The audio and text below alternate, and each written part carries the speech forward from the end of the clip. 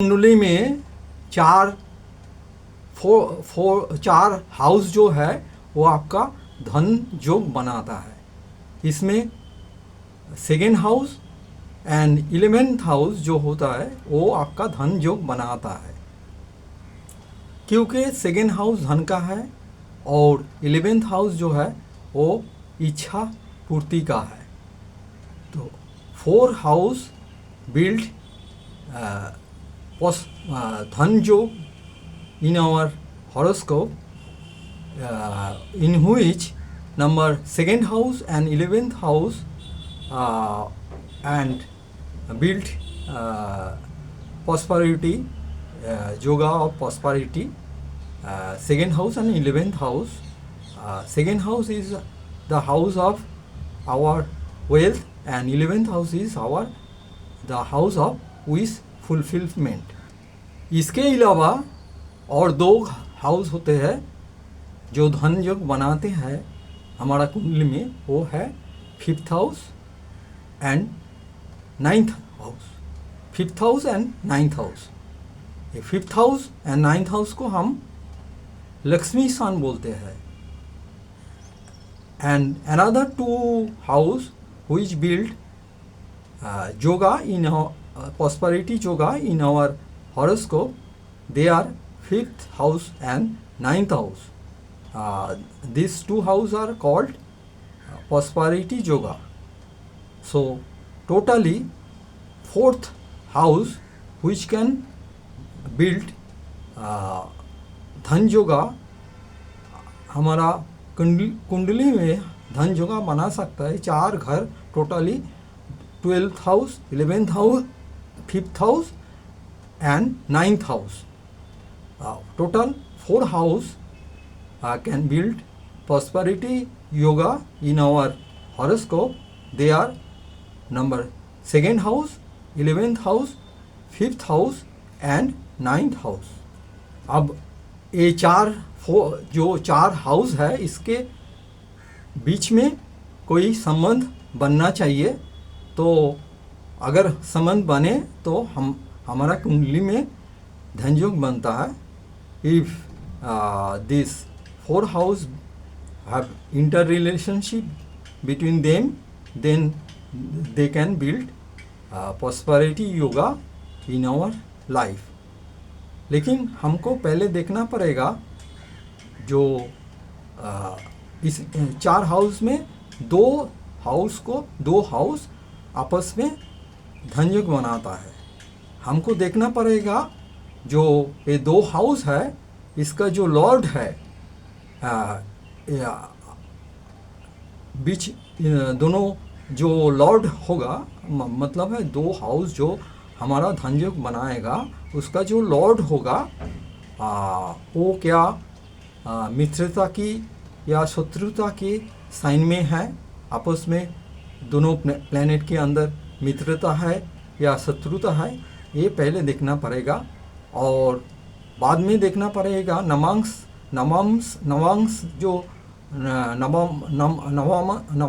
जो कुंडली होता है ना, उसमें इसको पोटेंशियल कितना है। नवमांश में इस 2 प्लैनेट जो धन योग बना रहा है उसका पोटेंशियल कितना है, ये भी हमको देखना पड़ेगा।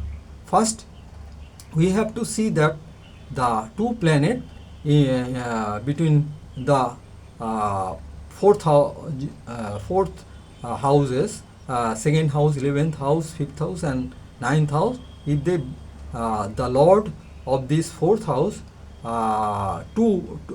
between this 2 house can build dhan prosperity yoga, and then we have to see these 2 houses lord which are making prosperity yoga in our birth chart. Is they are in friendship or enmity a sign, or we have to see the potential of this house lord in Navangsha chart.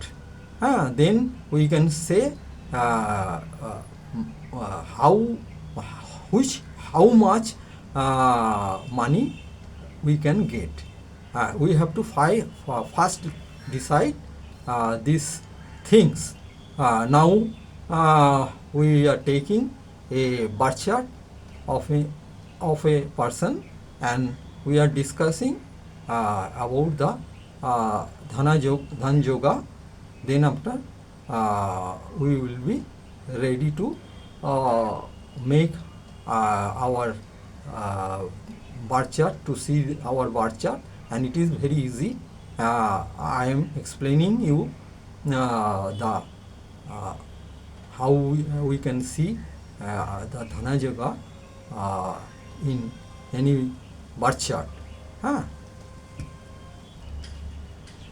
हमको पहले देखना पड़ेगा second house, 11th house, 5th house and 9th house में कौन सा राशि है, and उसका बाद देखना पड़ेगा हमको जो ये राशि जो है उसका लॉट कौन सा है.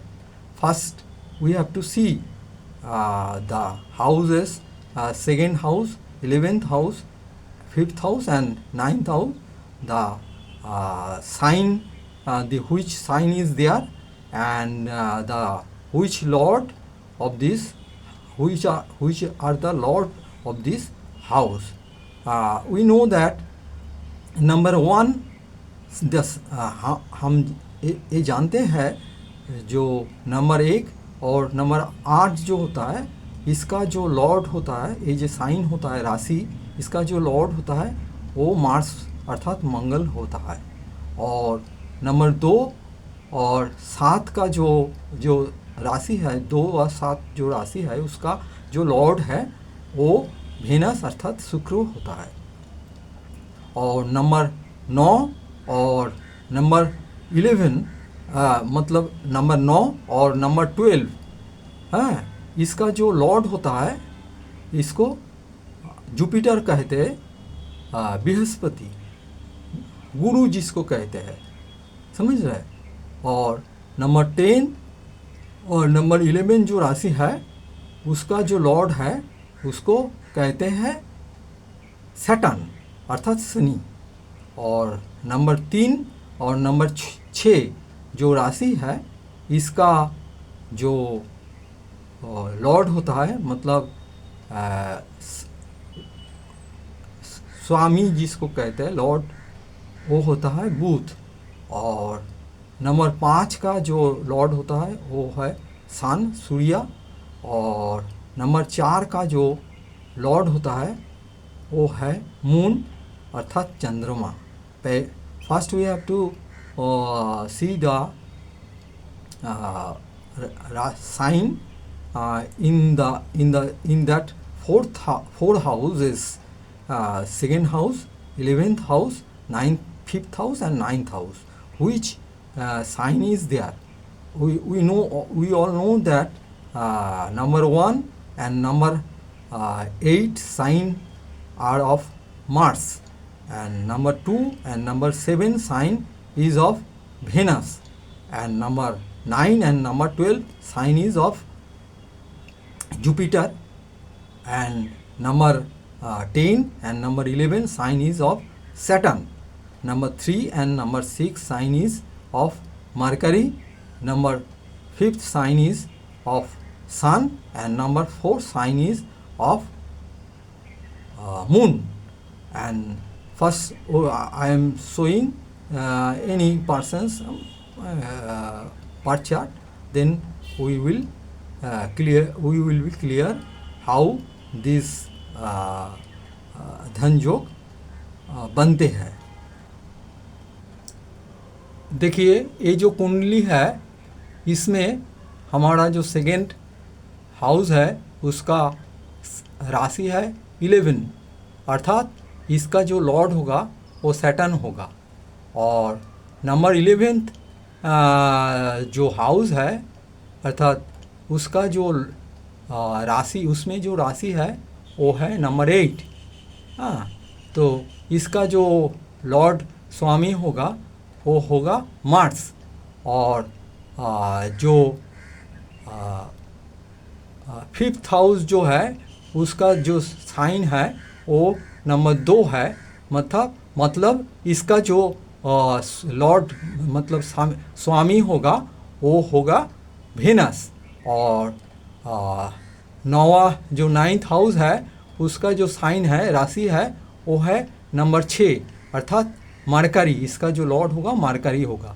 अभी आप देखना पड़ेगा सैटर्न, मार्स मतलब शनि, मंगल और शुक्र और मरकरी आपस में कोई रिलेशनशिप बना रहे या नहीं बना रहे। देखिए जो 3rd हाउस है इसमें वेनस और सैटर्न अर्थात शुक्र और शनि आपस में धनयोग बना रहा है, क्योंकि वेनस है 5th हाउस का जो लॉर्ड और सैटर्न है 2nd हाउस का लॉर्ड। वो 3rd हाउस में मतलब 3rd हाउस में ये धनयोग बना रहा है।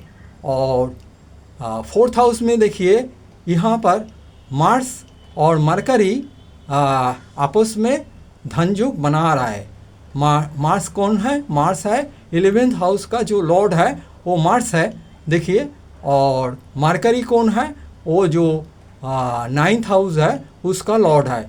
मतलब है ये हमारा जो दो धनयोग इधर बने हैं। एक बना है 3rd हाउस में वेनस और सैटर्न मिलके बनाया, और 4th हाउस में मार्स और मरकरी मिलके बनाया। अभी देखना पड़ेगा इसमें क्या है। वेनस सैटर्न का दुश्मन नहीं है, और वेनस बड़ा नंबर राशि है 3rd हाउस में 12 राशि में जो वेनस मतलब शुक्र उच्चों का होता है तो पावरफुल हो गया।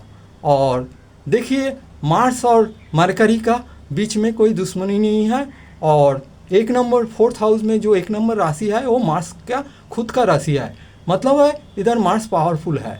तो ये तो जो धनयोग बने हैं वेनस और सैटर्न के बीच में और मार्स और मरकरी के बीच में, इसमें कोई दुश्मनी नहीं है। तो हम अभी हमको देखना पड़ेगा क्या नवांश में कोई मतलब है प्रॉब्लम है क्या नहीं है। See there, here 12th house lord is Saturn and 11th house lord is Mars, and 5th house lord is Venus, and 9th house lord is Mercury. So first we have to see that Venus, Saturn, Mars and Mercury, if they are making any combination between any them with themselves, then it will build prosperity yoga. See that in 3rd house Venus and Saturn have built a relationship. There is some combination between Venus and Saturn in 3rd house, and in 4th house Mars and Mercury have built in their they are built combination. So the two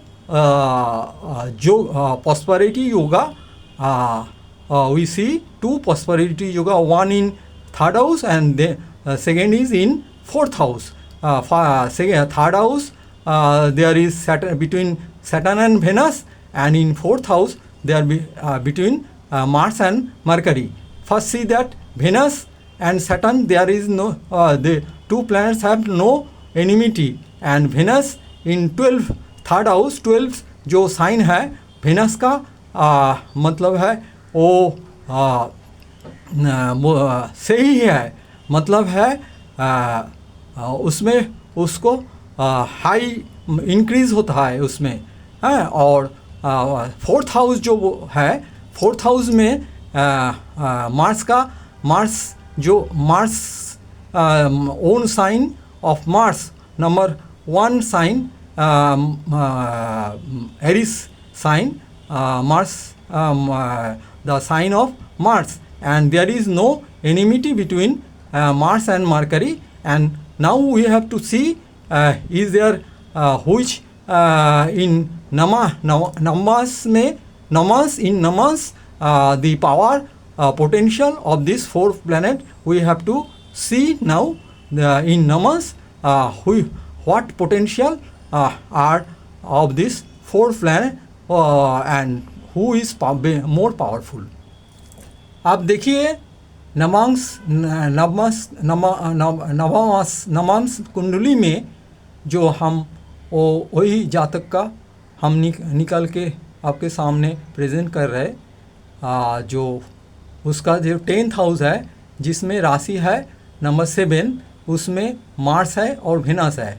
Venus का खुद का राशि है number 7 और Mars का साथ Venus का कोई आपस में बैर नहीं है, दुश्मनी नहीं है।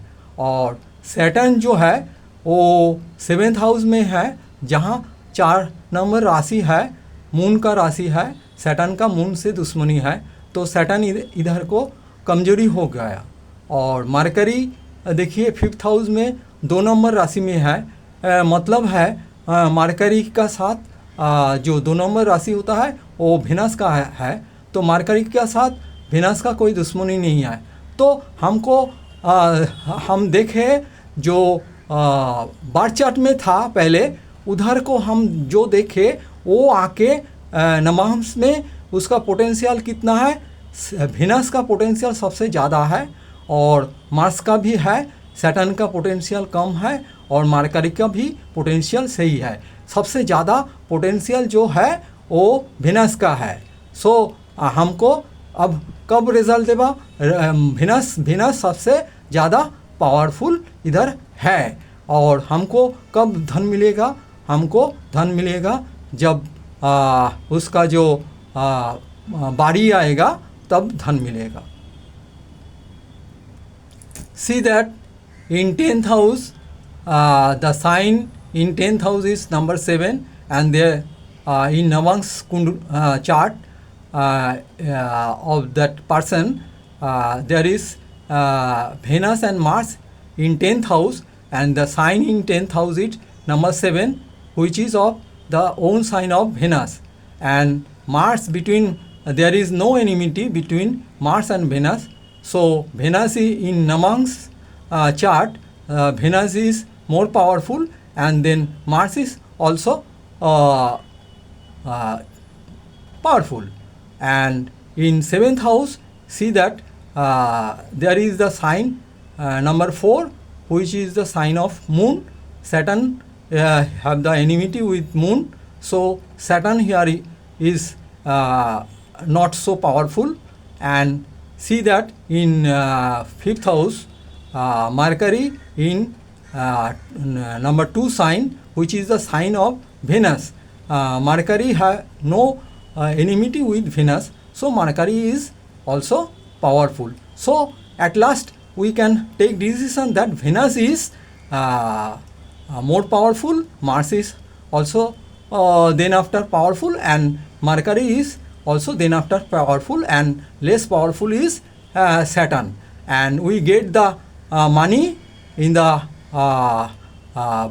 Dasha chart, planetary chart, when come the planetary position of Venus and Mars and Mercury, we can get more money in our life. अर्थात हमें देखे जो जिसका जो जातक का बार चार्ट लिए थे उसमें उसका जो D1 चार्ट मतलब जन्म कुंडली जो था उसमें हमको 2 धन योग मिला। एक मिला वेनस का साथ सैटर्न का, और वो दो थर्ड हाउस में हुआ था, वो दोनों ही पावरफुल था जन्म कुंडली में। लेकिन हम देखें नवमांश कुंडली में जाके वेनस पावरफुल है लेकिन सैटर्न चंद्रमा का राशि में आके पावरलेस हो गया। तो ऐसे हमको विचार करना पड़ेगा जो हमारा बार चार्ट में जो धन योग बन रहा है, धन योग कौन बना रहा है, चार जो हमारा भाव है, हाउस है, वो उसका जो लॉर्ड है, स्वामी है, वो धन योग बना सकता है। ऐसे second house, 11th house and 5th house and 9th house and इसका जो लॉर्ड है, स्वामी है, वो धन योग बना सकता है आपस में अगर कोई उसके अंदर रिलेशनशिप हो।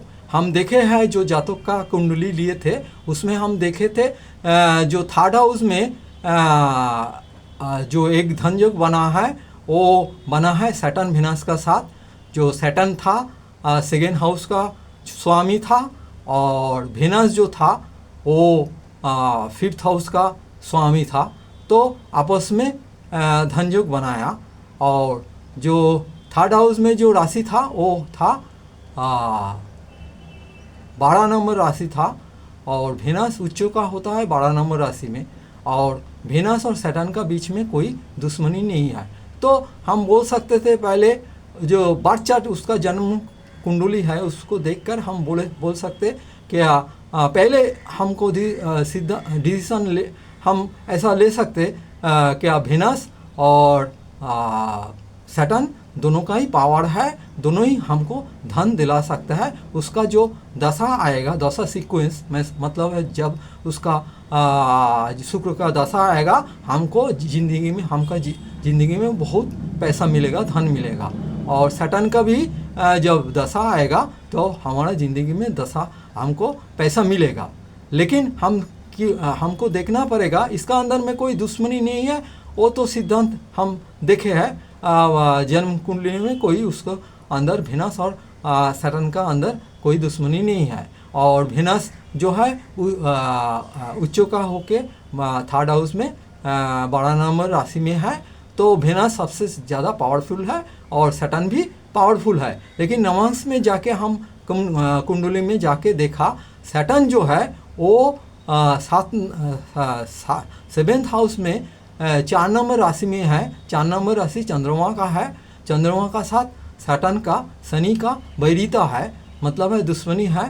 तो सैटर्न नवांश में, नवांश क्या है? नवांश है जो असली पोटेंशियल है प्लैनेट का, मतलब है ग्रहों का जो असली ताकत है वो हम देख सकते हैं नवांश में जाके। मतलब है वो फाइनल जो रिजल्ट है वो नवांश हमको दिखाता है। तो पहले जो जन्म कुंडली है उधर तो सैटर्न वीनस सबसे पावरफुल है, सैटर्न भी पावरफुल था, कोई प्रॉब्लम नहीं था। लेकिन हम जब देखे नवांश में जाके देखे तो उधर सैटर्न पावर कम गया, घटे मतलब है लेस पावरफुल हो गया। लेकिन वीनस खुद का राशि में है नवांश में 10th हाउस में जो उसका राशि 7 राशि है उसमें है। मतलब है वीनस इधर पावरफुल है। अर्थात वीनस जन्म कुंडली में तीसरा भाव में उच्चों का है, पावरफुल है। और नवांश में जाकर भी 10वां भाव 10th हाउस में भी वो खुद का राशि में है। तो ये बर्थ चार्ट जो हम देखे उसमें सबसे पावरफुल है वीनस अर्थात शुक्र। अर्थात शुक्र का जब दशा आएगा हम मालामाल हो जाएगा। और जन्म कुंडली में देखा शुक्र का साथ शनि का जोग बना।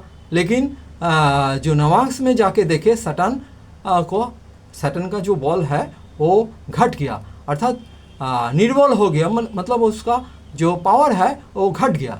तो सैटर्न इतना हमको पैसा नहीं देगा।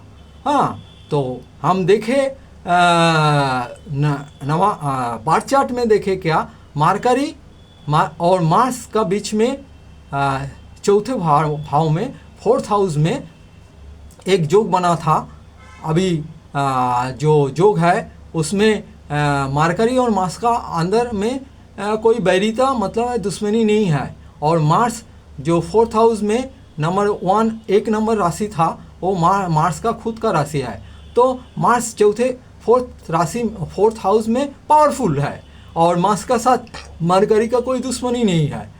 लेकिन हमको देखना पड़ेगा नवांश में जाके क्या है। तो नवांश में जब हम देखें जो मार्स है, मार्स नवांश में 10th हाउस में क्या है, 10th हाउस में वीनस का साथ है।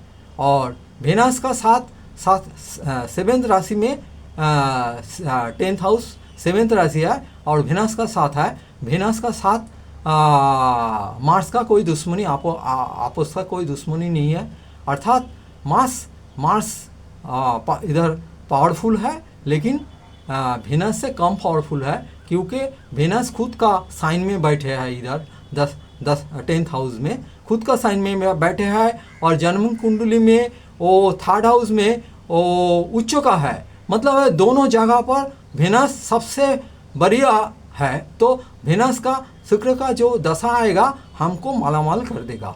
और मार्स भी सही है, जन्म कुंडली में मार्स 4th हाउस में था, उधर पावर था उसका, और नवांश में भी उसका पावर इतना सही है, मतलब है उसका पावर ठीक है। तो नवांश में भी मार्स का कोई पावर नहीं घटा। तो मार्स भी अर्थात मंगल का जो जब दशा आएगा हमको बहुत पैसा मिलेगा। और देखे हैं मार्स का साथ चौथे भाव में जन्म कुंडली में जो ये जातक का जो लिए है, इसमें 4th हाउस में मार्स का साथ मार्करी भी थे, जो आपस में धनयोग बनाया था। तो हम देखें जो मार्करी जो है, मार्करी का साथ मार्स का जन्म कुंडली में देखे हैं जो मार्करी का साथ मार्स का कोई दुश्मनी नहीं है। अभी हम नवांश में जाके देखे जो मार्करी है वो 5th हाउस में है और 2 नंबर राशि में है। 2 नंबर राशि वेनस का है, अर्थात मार्करी वेनस का साथ रिलेशन है।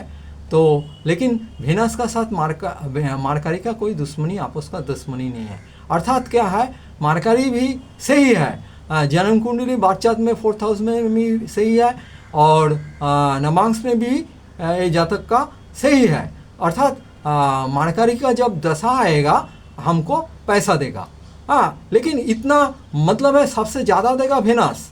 वेनस का पावर दोनों चार्ट में, जन्म कुंडली और नवांश में, दोनों में ही उसका पावर बढ़िया है। उसका बाद मार्स का है और मार्करी का है। लेकिन जन्म कुंडली में हम देखे थे सैटर्न का पावर सही था, वो वेनस का साथ अर्थात शुक्र का साथ गठजोड़ बनाया था, लेकिन उसका बल सही था उधर। लेकिन नवांश में आके देखे वो सैटर्न जो शनि है वो 7th हाउस में चंद्रमा का राशि में है, और चंद्रमा का साथ जो शनि का दुश्मनी है, समझ रहा है। तो इसलिए सैटर्न इधर का सैटर्न का पावर घट गया। तो नवांश हमको प्लैनेट का अर्थात ग्रहों का असली उसका जो पावर है, पोटेंशियल है, वो बताता है। इधर सैटर्न घट गया, उसका पावर घट गया, मतलब है सैटर्न का जब दशा आएगा हमको पैसा देगा, लेकिन उतना वेनस मार्करी मार्स जैसे देगा उतना नहीं देगा। तो ऐसे हमको पूरा डिस्कशन करना पड़ेगा। कोई आपका जो जन्म कुंडली है पहले बार चार्ट में देखो, जो दूसरा 2nd हाउस है और 11th हाउस है और 5th हाउस है और 9th हाउस है, उसमें कौन कौन साइन है। अगर ये साइन का लॉर्ड जो है वो आपस में क्या रिलेशनशिप बना रहा है, पहले देखो बार चार्ट में वो जो 2 प्लैनेट आप खुद के साथ रिलेशन बनाया है, उसका अंदर कोई दुश्मनी है क्या, दोस्ती है, और इससे आपको पता चल जाएगा उसका पावर बार चार्ट में अर्थात जन्म कुंडली में कितना है। उसका बाद आपको असली पावर देखने के लिए आपको नवांश में जाना पड़ेगा। नवांश में जाके देखना पड़ेगा वो जो 2 प्लैनेट ग्रह है उसका क्या असली ताकत है। अगर आपको जिस प्लैनेट का अर्थात ग्रह का ताकत सही होगा, वही आपका ज़िंदगी में माला माल कर देगा आपको। तो हम जो जातक का जो हम डिस्कशन किए हैं इधर आपके साथ, उसका क्या देखा, सबसे ज़्यादा पैसा उसको शुक्र देगा। उसका जो दशा आएगा तब शुक्र देगा। उसका बाद जो 2 प्लैनेट है वो है मार्स और मरकरी जो है, बुध है और मंगल है, वो दोनों पैसा देगा। लेकिन शुक्र जो जितना बढ़िया पैसा देगा, वो देगा। मार्स भी देगा, मंगल भी देगा और मरकरी भी देगा उसका दशा में, अंतर्दशा में। और वेनस, लेकिन वेनस सबसे ज़्यादा देगा उसका दशा में, अंतर्दशा में। समझ रहा है? ऐसे ही आपको पूरा छानबीन करना पड़ेगा आपका बर्थ चार्ट में, मतलब जो आपका बर्थ चार्ट है उसमें कौन कौन प्लैनेट आपस में धनयोग बना रहा है और जन्म कुंडली में उसका पावर कितना है। उसके बाद आपको फाइनल में देखना पड़ेगा नवांश में उसका जो पावर है कितना है। उससे आपको अंदाज़ा हो जाएगा कौन प्लैनेट जो है जो आपको ज़िंदगी में मालामाल कर देगा। First you have to see the four houses numbers, second houses, 11th houses and 5th houses and 9th houses, which sign are there. First you have to judge the sign in second house, 11th house, 5th house and 9th house. Then take the lord of that sign. Then you see that if there is any relationship between these four planets, between themselves, in between themselves, is there any they can building any combination. You can see also aspect also, and interchange also. So first you have to see is there any combination of the lord of these four houses. If you see in your birth chart there is any combination or relationship between these four lord, then you have to see the power of this planet in your birth chart. Then after you have to see the final power you have to see the final power, which planet is actually more powerful. You have to go to your Navas chart and you have to see the power of that planet, and thus you can decide which planet in your life is more powerful, and this planet will give huge money in your life at their dasha chart. When the terms of the planet comes sequentially in your life, that is planetary chart, dasha chart, and thus you can determine the planet which will give you enormous money in your life.